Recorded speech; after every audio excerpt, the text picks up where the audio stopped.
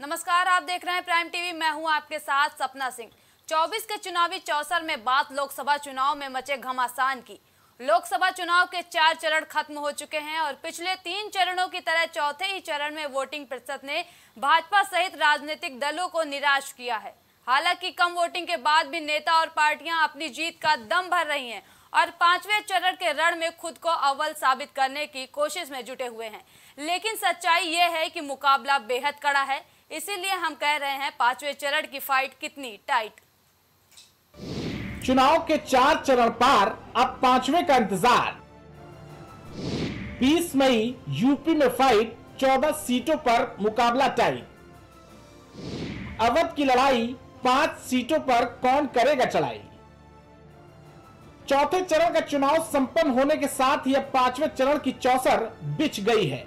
इस चरण की सीटों पर पक्ष और विपक्ष के बीच कांटे का मुकाबला देखने को मिलेगा, खासकर उन 5 कम मार्जिन वाली सीटों पर जहां पक्ष विपक्ष की कड़ी टक्कर मानी जा रही है।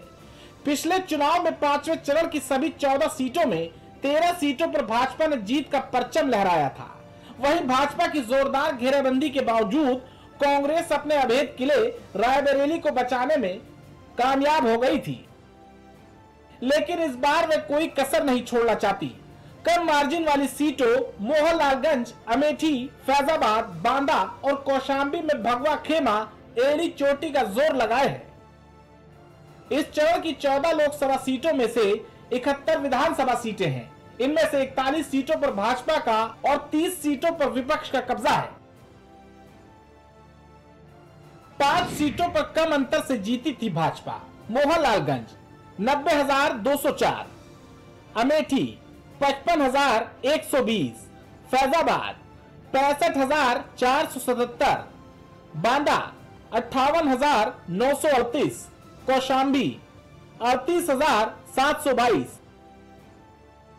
5वें चरण में उत्तर प्रदेश की 14 लोकसभा सीटों पर 144 उम्मीदवारों की किस्मत का फैसला 20 मई को मतदाता करेंगे।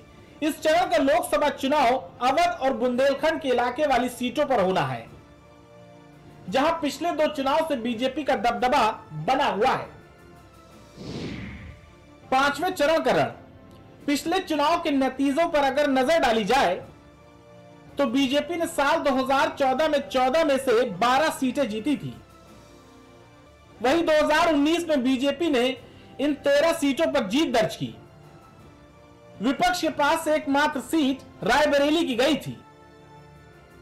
5वें चरण के चुनाव का मुकाबला बिल्कुल दिलचस्प है और बात करें अगर हम पक्ष और विपक्ष की तो दोनों पार्टियां एड़ी चोटी का जोर लगा रही हैं। लेकिन अगर हम वहीं बात करते हैं बीजेपी की तो बीजेपी पिछली बार की 2019 के चुनाव में इन 14 सीटों पर जीत हासिल की थी। लेकिन अगर विपक्ष की बात करें तो विपक्ष जो है फेल साबित हुआ था। लेकिन इस बार मुकाबला टक्कर का है। दोनों पार्टियों में कौन इसमें फेल होता है और कौन पास होता है, ये तो देखने वाला वक्त ही बताएगा। बुंदेलखंड की 4 लोकसभा सीटों पर बीजेपी ने 2014 से अपना दबदबा बनाए हुए है, जो कभी बसपा का गढ़ हुआ करता था। पिछले 10 सालों में बसपा और सपा ने तमाम कोशिशें करके देख चुकी है, लेकिन बुंदेलखंड में बीजेपी के वोट बैंक में सेंधमारी नहीं कर सकी। लेकिन बुंदेलखंड की धरती से इस बार अखिलेश यादव ने बीजेपी को सख्त संदेश देते हुए कहा था कि अब की बुंदेलखंड में बीजेपी खंड खंड हो जाएगी। और जब ये चुनाव बुंदेलखंड की तरफ आया है तो बीजेपी का जो अहंकार है, बीजेपी का अहंकार को बुंदेलखंड की जनता उनके अहंकार को खंड खंड करने का काम करेगी। वही अखिलेश यादव के खंड खंड वाले बयान के खिलाफ सीएम योगी ने विपक्ष की तुलना दुर्योधन से कर दी। जालौन में हुई सभा में सीएम योगी ने विपक्ष पर तीखे प्रहार किए। राम भक्तों पर गोली चलाने वाले खड़े हैं, एक तरफ देश के खिलाफ गद्दारी करने वाले पाकिस्तान का राव कलापने वाले खड़े हैं, गांव गरीब और किसान नौजवान के साथ महिलाओं के साथ अन्याय करने वाले लोग खड़े हैं।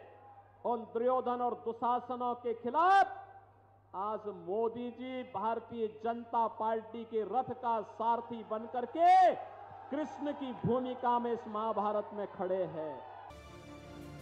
इन सभी सीटों पर कास्ट फैक्टर अहम भूमिका निभाते हैं।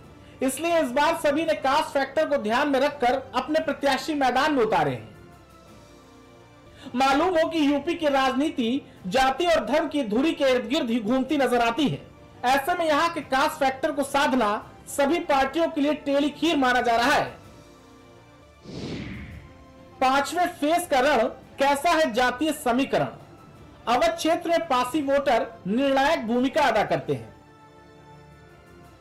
बुंदेलखंड में कोरी और कुर्मी वोटर निर्णायक। इसके अलावा कुशवाहा वोटर भी ठीक ठाक संख्या में नजर आते हैं। समर वोटर में ठाकुर और ब्राह्मण वोटर भी सियासी फिजा मोड़ने में माहिर हैं। हालांकि दलित वोटों पर सपा और कांग्रेस गठबंधन और बीजेपी दोनों की नजर है। बीजेपी अपने कमजोर माने जाने वाले दुर्ग को दुरुस्त करने में जुटी है। केंद्रीय गृह मंत्री अमित शाह ने रघुराज प्रताप सिंह उर्फ राजा को साध कर कौशांबी सीट पर अपना दबदबा बनाए रखने का प्लान बनाया है, तो अमेठी में सपा के बागी विधायक राकेश प्रताप सिंह और रायबरेली में सपा के विधायक मनोज पांडे को साधा। सपा के बागी विधायक मनोज पांडे को रायबरेली के साथ साथ अमेठी में भी बीजेपी ने लगा रखा है। बीजेपी लगातार बागियों को अपने पाले में लाकर विपक्षी खेमे में सेंधमारी कर रही है। बीजेपी उन नेताओं को तोड़ा है कि जिनका वर्चस्व उनके क्षेत्रों में अधिक दिखाई देता था, लेकिन अब ये उनका वर्चस्व उनके क्षेत्र में कितना कारगर साबित होगा बीजेपी के लिए और कितना नुकसान पहुंचाएगा विपक्ष को, ये आने वाला वक्त ही बताएगा। फिलहाल जो भी हो, पांचवें चरण के लिए लड़ाई दिलचस्प है। बीजेपी जहां पिछली जीतों से आश्वस्त है, तो वहीं विपक्ष इस बार बदलते हालातों में जीत की उम्मीदें लगाए बैठी है। ऐसे में देखना होगा कि विपक्ष रायबरेली से बढ़कर किसी और दुर्ग को जीत पाती है या फिर बीजेपी विपक्ष के इकलौते गढ़ में भी सेंधमारी करके सबको चौंका देगी। Election desk, prime TV. अभी के लिए इतना ही। देश और दुनिया की तमाम बड़ी खबरों के लिए देखते रहिए प्राइम टीवी।